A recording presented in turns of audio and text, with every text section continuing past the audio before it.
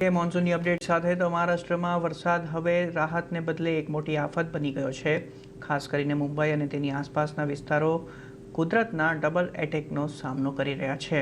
છેલ્લા 2 થી 3 દિવસથી સતત પડી રહેલા ભારે વરસાદને કારણે મુંબઈમાં જળબંબાકારની સ્થિતિ સર્જાઈ છે, તો વિવિધ સ્થળોએ પાણી ભરાયા પણ છે અને સાથે રસ્તાઓ પર લાંબો ટ્રાફિક જામ થઈ ગયો છે।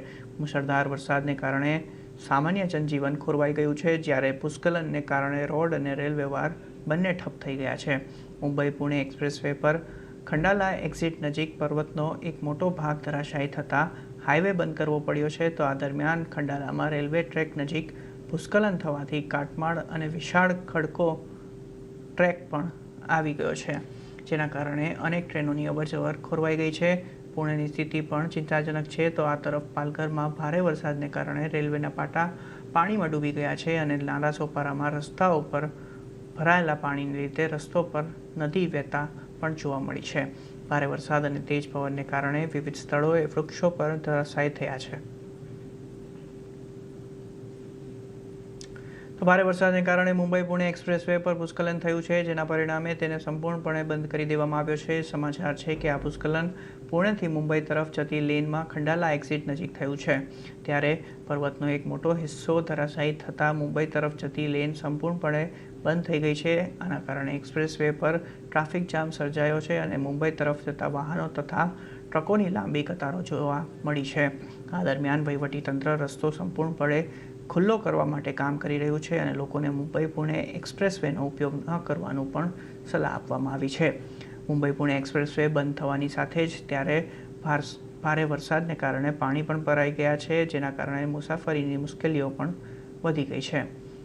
પાણી એટલું બધું ભરાઈ ગયું છે કે આખા એક્સપ્રેસવે નદી વહેતી હોય તેવું લાગી રહ્યું છે। સાથે જ આ તરફ ખંડાલામાં રેલવે ટ્રેક નજીક ભૂસ્ખલન થવાને કારણે કાટમાળ અને મોટા પથ્થરો સીધા ટ્રેક પર આવી પડ્યા છે, જેનાથી ટ્રેન સેવાઓ પ્રભાવિત થઈ છે।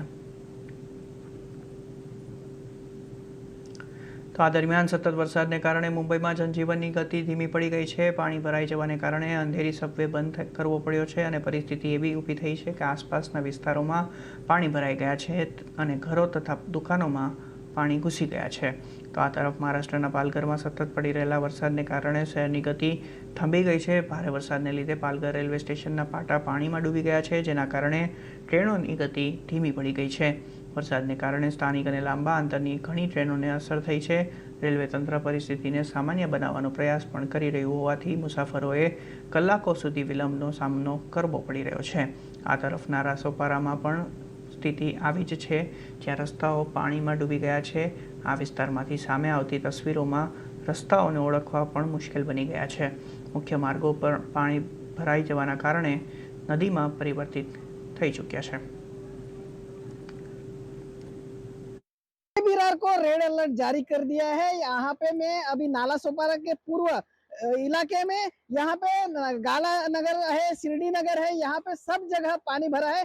मैं अभी राजनगर में उपस्थित हूँ। आप देख सकते हैं एक पुलिस वाले पुलिसकर्मी है, अपने राह यहाँ से आ रहे हैं। आप देख सकते हैं भरे पानी से बेचारे आ रहे हैं। हम उससे बात करेंगे कहाँ से आ रहे हैं और कहाँ जा रहे हैं सर? जस्ट मैं घर पे जा रहा हूँ। हाँ।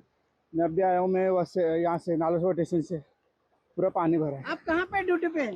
मैं बैंड्रा में हूँ। बैंड्रा से आ रहे हैं। Yes. कितना बारिश जो है वहाँ कितना पानी भरा है? बहुत पानी भरा है। मोस्ट ऑफ कैसे आए? मैं ट्रेन से आया। हाँ। तो वहाँ से वॉकिंग करके आया हूँ। कहाँ जाने वाले अभी घर पे जा रहा हूँ। कहाँ पे? ये लोटस की तलाव के पास। आप देख सकते हैं एक पुलिसकर्मी बैंड्रा से अपनी ड्यूटी निभा के आ रहे हैं और कितनी उनको तकलीफ हो गई है, क्योंकि उनको बोलने को भी अभी नहीं हो रहा है।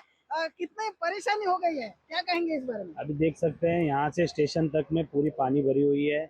और दूसरी चीज़ है कि यहाँ के लाइटें भी नहीं है। रात से ट्रांसफार्मर सब देखिए पूरे पानी में भीगा हुआ है। और जितने भी गटर के नाले चेम्बर वगैरह जितने भी हैं, कुछ भी चीज़ कुछ दिखाई नहीं दे रही है। यहाँ से पब्लिक सर्वाइव करे तो कैसे करे?